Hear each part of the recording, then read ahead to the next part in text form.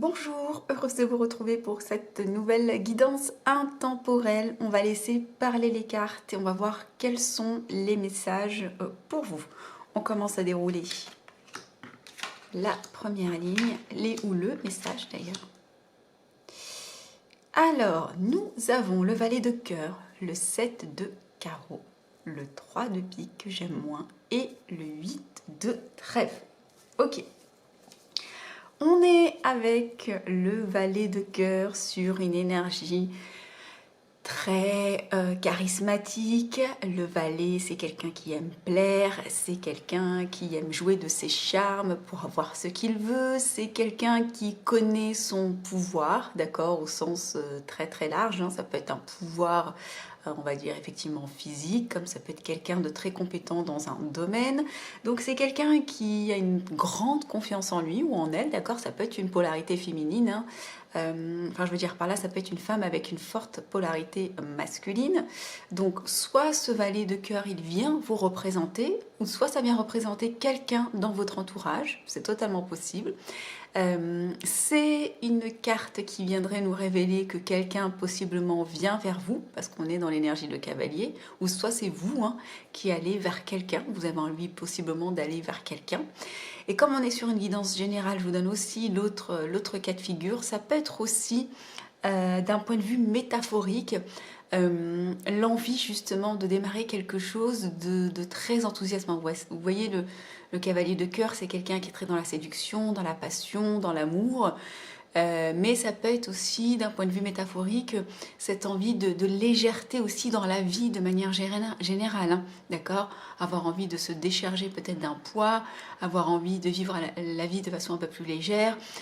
Il y a aussi possiblement pour certains d'entre vous cette notion qui peut intervenir. S'il s'agit d'une polarité tierce, les cœurs, c'est tout ce qui est signe d'eau. Donc ça peut être scorpion, cancer, poisson. Voilà, après, vous adapterez.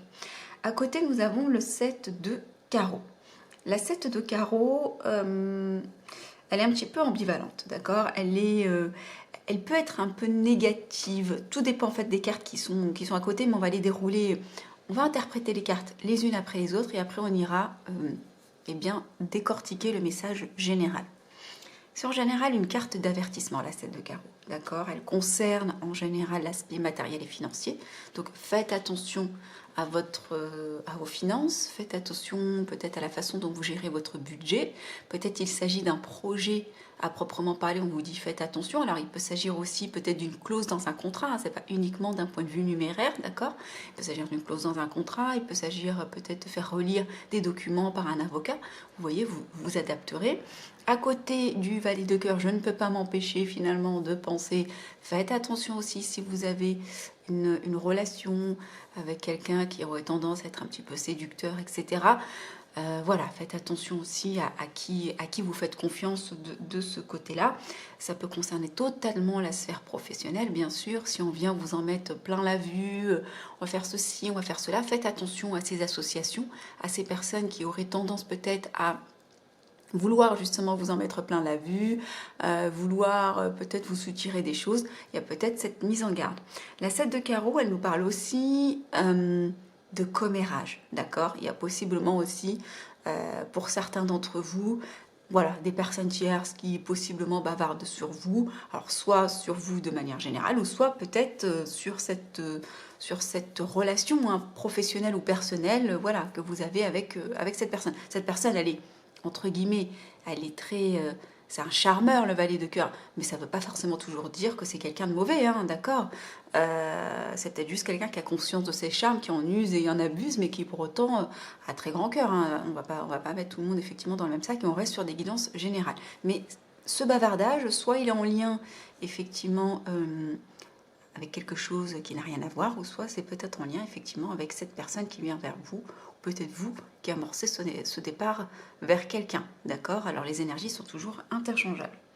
À côté, nous avons la 3 de pique, qui nous parle, si on devait traiter le sujet d'un point de vue sentimental, on nous parle de... Typiquement, la 3 de pique, elle peut nous parler un peu d'infidélité, de personnes un peu volages, ce genre de choses. Donc Je pense à ça parce que forcément, hein, j'ai cette notion de faire attention peut-être à quelqu'un qui serait pas forcément peut-être très honnête ou très transparent vis-à-vis de vous.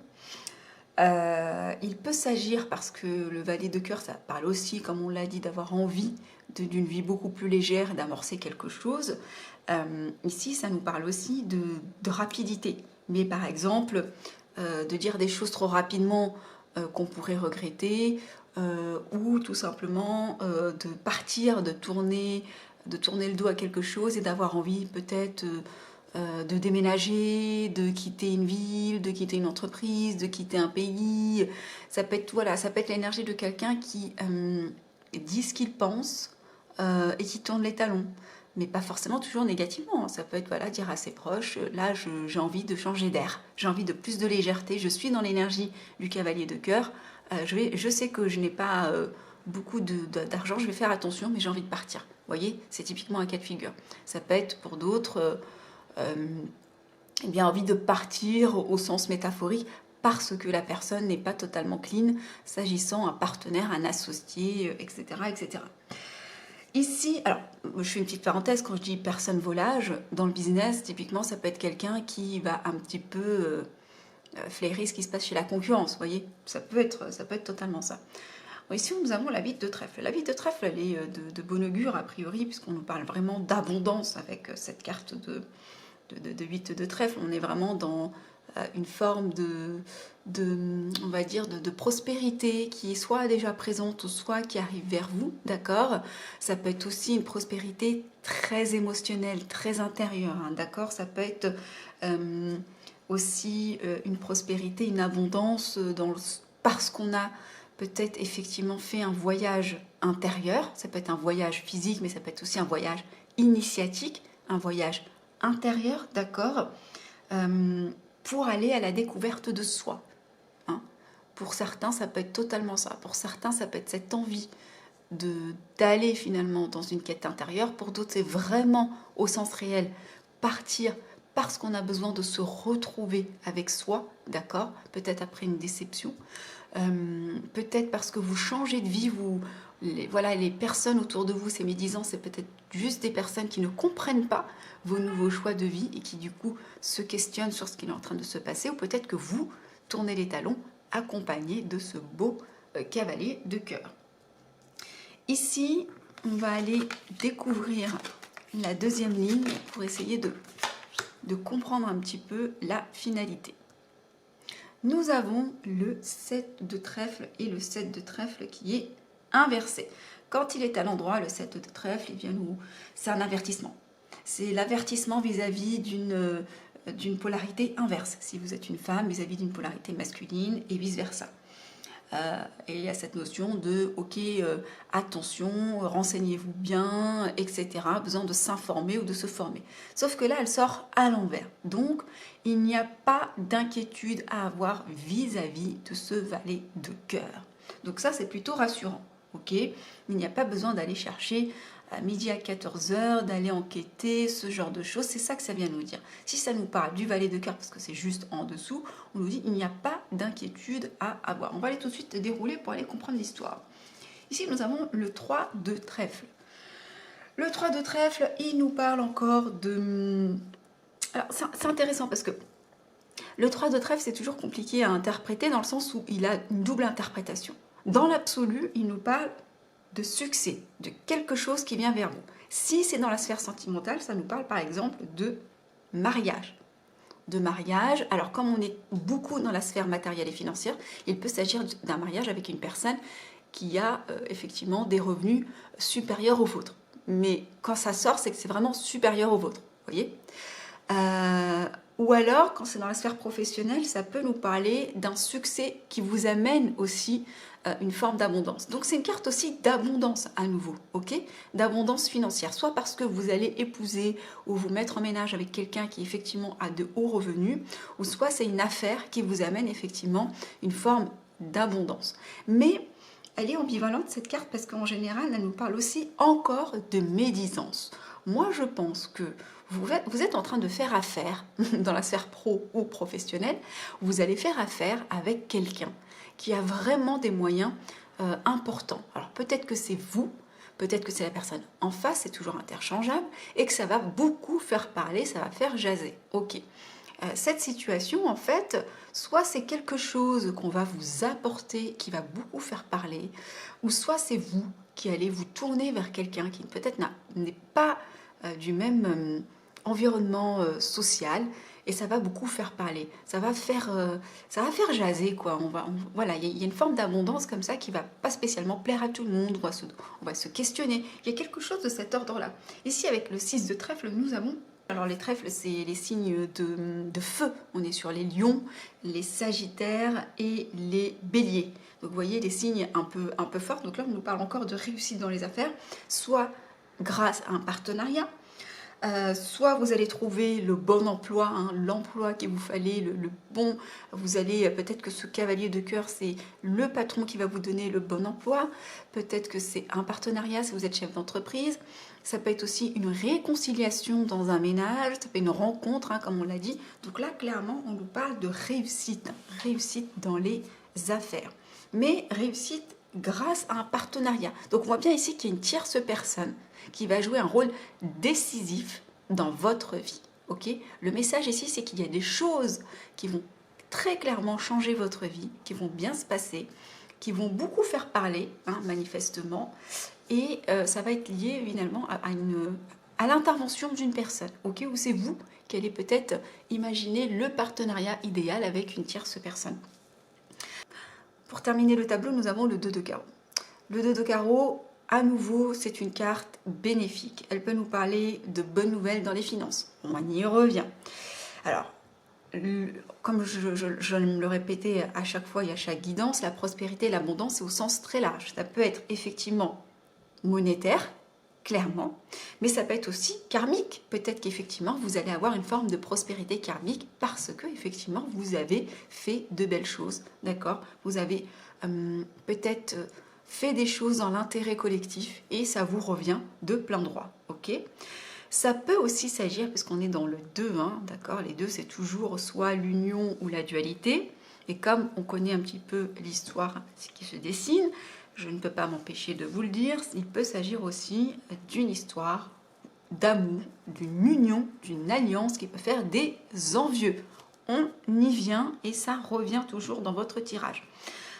Pour compléter le tableau, en dos de deck, nous avons la dame de pique. La dame de pique, donc c'est une femme qui est extrêmement forte intérieurement. On est dans l'énergie de la reine, elle est assise sur son trône, mais c'est une dame de pique, c'est une femme qui a été blessée, c'est une femme qui porte en elle le chagrin, la tristesse, c'est une femme qui possiblement, alors si vous êtes un homme, vous pouvez être cette polarité féminine, ou c'est peut-être une femme qui est autour de vous, c'est une femme qui certes a une certaine posture dans la vie, ou dans la famille de manière générale, d'accord, ça peut être la grand-mère qu'on respecte, peu importe.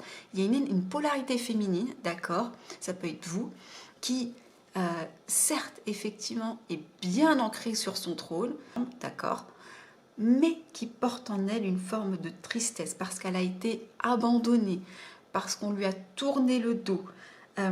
Mais la singularité de moi, ce que j'aime bien dans cette reine de pique, malgré tout, c'est qu'elle garde une forme de stoïsme. D'accord? Elle fait toujours preuve de stoïsme, elle est digne malgré les circonstances. Et c'est une femme, parce qu'elle est quand même dans l'énergie de reine, c'est une femme qui a dépassé finalement ses traumas émotionnels, qui a dépassé ses blessures émotionnelles. Et qu'est-ce qui se passe quand on a dépassé des blessures émotionnelles? Eh bien, vous devenez plus fort, plus forte, d'accord? D'où cette énergie de reine. Et cette reine de pique finalement, eh bien, elle devient bonne conseillère, elle devient l'oreille attentive, l'épaule sur laquelle on peut se pencher. Donc, vous voyez, il y a peut-être effectivement, si ça vient vous représenter, peut-être qu'ici, parce qu'on a vu que c'était à côté du valet et du 7 de trèfle qui vous aidait, pas d'inquiétude, peut-être que vous avez été délaissé et abandonné par quelqu'un, par ce valet de cœur. On vous dit, ok, ce valet-là, il revient, d'accord, ce cavalier, pardon, il revient, ok, et il n'y a pas d'inquiétude à avoir. C'est si cette personne vous a fait du mal, ok, on vous dit ici, ce n'est pas quelque chose qui est censé recommencer. Ou s'il y a une nouvelle personne qui entre dans votre vie, eh bien ce ne sera pas comme ce que vous avez déjà connu auparavant. Idem dans le business, ok? Si par exemple vous avez été déçu par un partenariat, par une association, par un patron, on vous dit, ok, là ce qui arrive c'est différent, d'accord? Ce qui arrive c'est totalement différent. On vous parle effectivement de réussite matérielle et financière, on vous parle d'une bonne association, hein, qu'il s'agisse de la sphère privée ou professionnelle, qui va forcément susciter des interrogations, qui va faire parler. Peut-être que c'est une union improbable. Vous voyez, il y a des circonstances. Ici, on vous parle de toutes les façons d'abondance au sens très large, et effectivement de liens qui possiblement vont un petit peu être voilà, un petit peu malmenés par l'entourage. On va peut-être aller creuser ce tirage.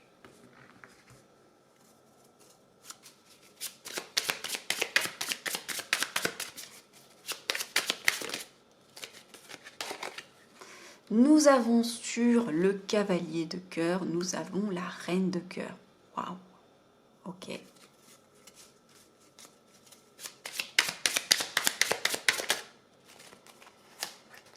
Ici, hop, et hop, ok.